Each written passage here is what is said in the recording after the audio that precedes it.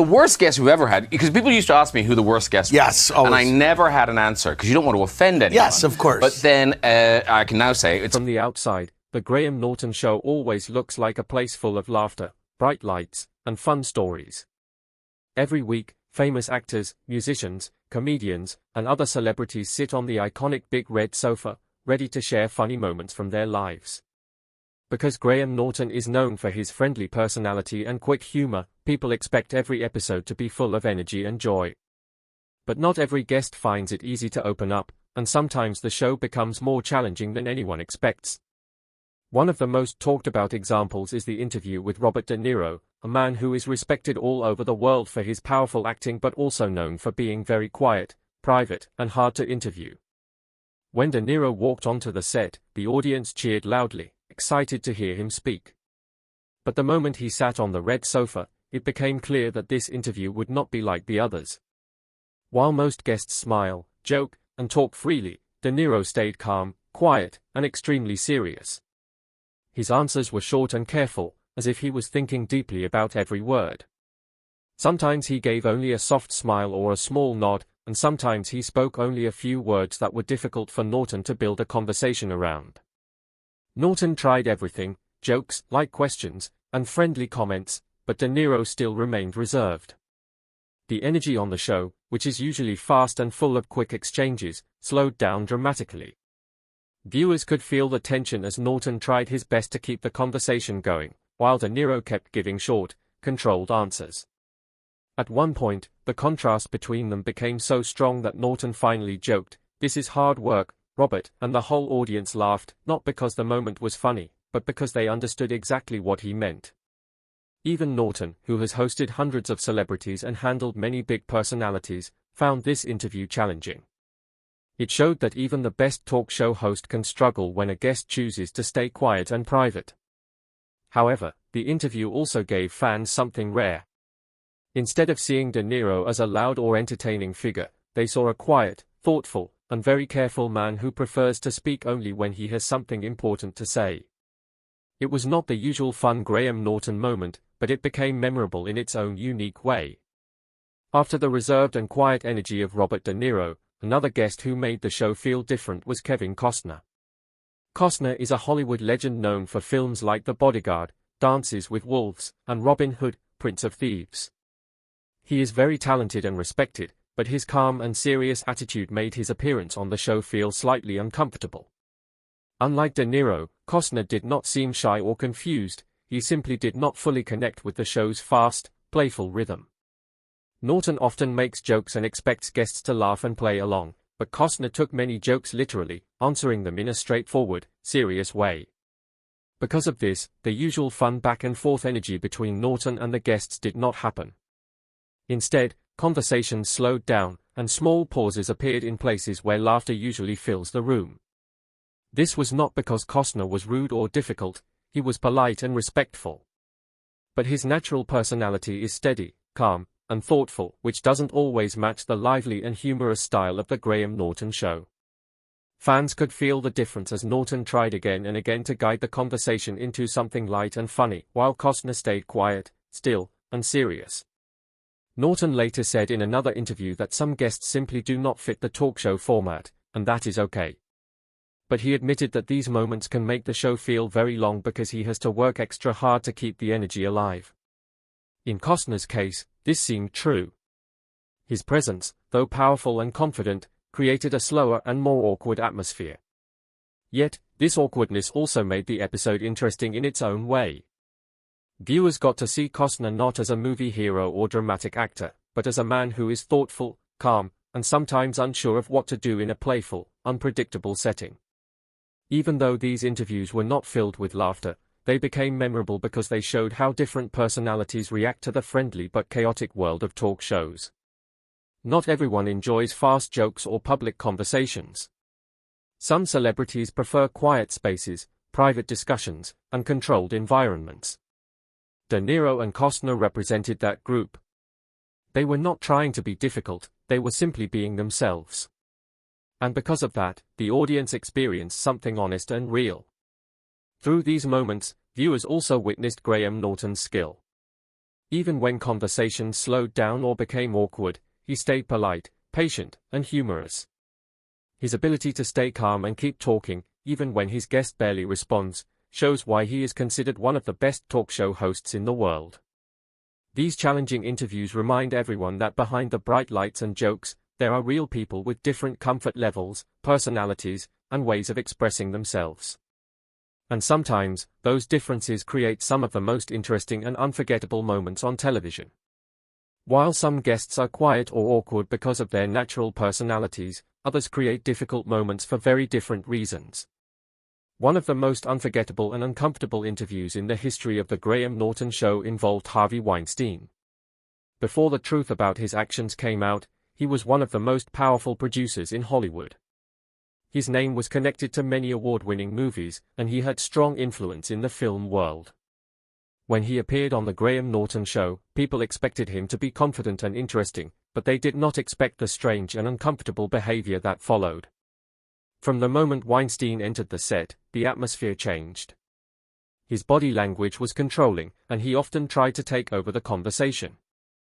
Even before he spoke, it was clear that he wanted to be the center of attention. As the interview continued, he interrupted Graham Norton multiple times, cutting off jokes, explanations, and even stories from other guests sitting on the sofa. Norton, who is usually relaxed and very good at balancing different personalities on the show, seemed tense. He normally gives each guest equal attention and keeps the energy fun, but Weinstein kept redirecting the conversation back to himself or to the movies he produced.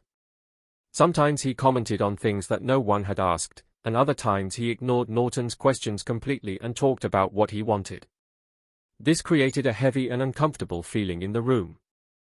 The other guests sat quietly, unsure how to respond, and the audience laughter became weaker and more forced. It was not the natural, happy laughter that the show is known for. Instead, people were reacting out of confusion or politeness, unsure how to handle the strange behavior on stage. Years later, after Weinstein's crimes became known and he faced major consequences, Graham Norton spoke about that episode again. He said that at the time, he did not understand why the interview felt so tense, but after learning about Weinstein's true nature, everything made sense. Norton explained that the controlling behavior, the interruptions, and the need to dominate the room were all signs of a person who expected power and attention. Watching the old interview today feels unsettling because viewers now know the full story. It serves as a reminder that sometimes a person's real character can appear in small ways long before the truth comes out. That interview is remembered not for humor or entertainment, but for the strange and uncomfortable look into Weinstein's personality. It remains one of the most difficult and unusual moments in the show's long history. While Weinstein's interview was difficult because of his dominating behavior, another interview was challenging for almost the opposite reason. Daryl Hannah, the famous actress known for films like Splash, Blade Runner, and Kill Bill, appeared on the Graham Norton show in what would become one of the most awkward episodes ever aired. Unlike Weinstein, who talked too much and interrupted everyone, Hannah said almost nothing. She gave extremely short answers, sometimes just one word, and often looked away or down at her hands. Norton tried his usual friendly questions, hoping she would open up, but she remained quiet and uncomfortable. Long silences filled the room, and the atmosphere became tense. For a talk show host, silence is one of the hardest things to deal with, because the entire show depends on conversation and interaction. Norton later described that interview as excruciating, meaning very painful and difficult to get through. He said it felt like she did not want to be there at all, as if she had been forced to appear on the show against her will. When guests are shy or nervous, Norton usually helps them relax with jokes and friendly humor. But with Daryl Hannah, nothing seemed to work. She did not laugh at the jokes, did not tell stories, and did not respond to the playful comments from other guests. Her body language suggested she was stressed or unhappy, and she avoided eye contact with Norton and the audience. This made the entire segment slow, uncomfortable, and very difficult for Norton to manage. Even his best skills, his humor, quick thinking, and warm personality, could not bring life to the conversation. The audience could feel the awkwardness too. Whenever Norton asked a question, people waited hopefully for a full answer, but Hannah would often reply with something like, yes, no, or maybe, without explaining further. These short answers gave Norton almost nothing to work with, forcing him to create new questions constantly, trying to find something she would respond to. But every attempt fell flat. Instead of the usual laughter that fills the studio, there were long stretches of quiet, and even the guests sitting next to her looked unsure of what to say. It was a rare moment when the show's bright energy faded completely, replaced by a strange stillness. Some viewers later suggested that maybe Hannah was anxious, tired, or simply overwhelmed by the talk show environment. Others believed she might not enjoy public interviews, especially ones that require humor and spontaneity. Whatever the reason, her reluctance to speak created one of Norton's most challenging moments as a host. But it also showed how gracefully he handled the situation. Even though the interview was not going well, Norton stayed polite, patient, and respectful.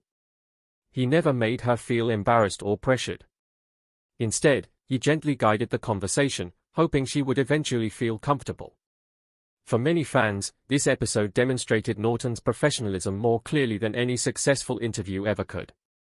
Interviews like these remind audiences that talk shows are unpredictable. Even famous actors, who spend their lives in front of cameras, sometimes find it difficult to sit on a sofa and answer simple questions. Some guests are too private, some too serious, some too uncomfortable, and some, like Weinstein, are too dominating.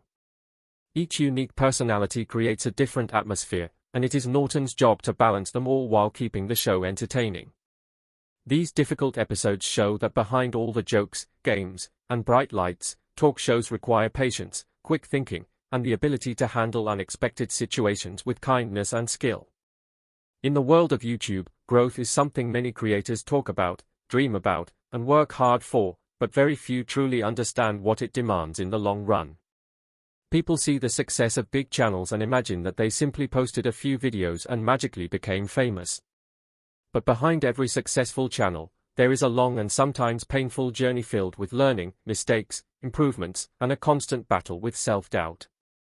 The journey of growth is not only about numbers, subscribers, views, likes, or comments, it is also about how you grow as a creator, how you develop your voice, how you learn to connect with people, and how you build trust with your audience.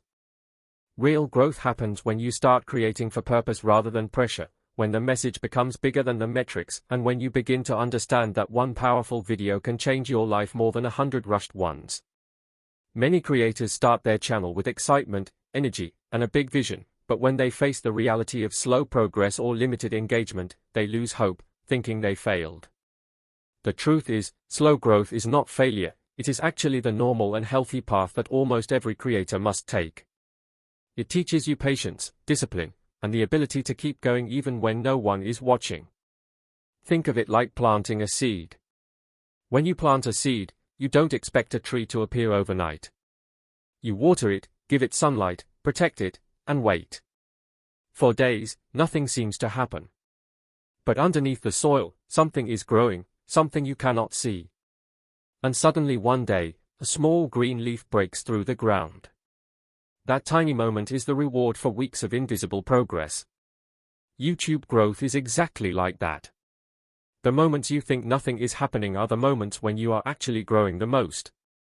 Every video you create, every editing mistake you fix, every idea you write down, every script you improve, every new viewer who leaves a comment, these things quietly build the foundation you need for long-term success.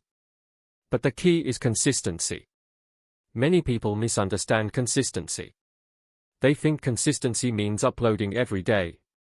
But real consistency means showing up with quality every time you post, even if that means uploading less often. Consistency means you keep learning, keep testing new ideas, keep improving your storytelling, and keep finding ways to connect more deeply with your viewers. Consistency is about discipline, not speed. And the more consistent you are, the more you start recognizing patterns, what works and what doesn't, which topics your audience loves, and which ideas fit your style. One big part of YouTube growth is understanding how to tell stories. Storytelling is the heart of human communication. People remember stories more than facts. They connect with emotions more than information. So even if your video is about technology, news, travel, personal experiences, or something educational, adding simple storytelling elements can make a huge difference. For example, Instead of saying, "This software helps you do your work faster," you can say, "I used this software when I was struggling to finish my tasks on time, and it saved me hours every day." One sentence turns into an emotional connection because it shows experience, not just explanation. That's how storytelling turns normal videos into meaningful videos. Another important factor in growth is understanding your audience's needs. Many creators focus too much on what they want to make and forget what their audience wants to watch. The sweet spot is when you find topics that you enjoy and your viewers need. When viewers feel that a creator understands them, they return, share the video, and eventually become supporters of the channel.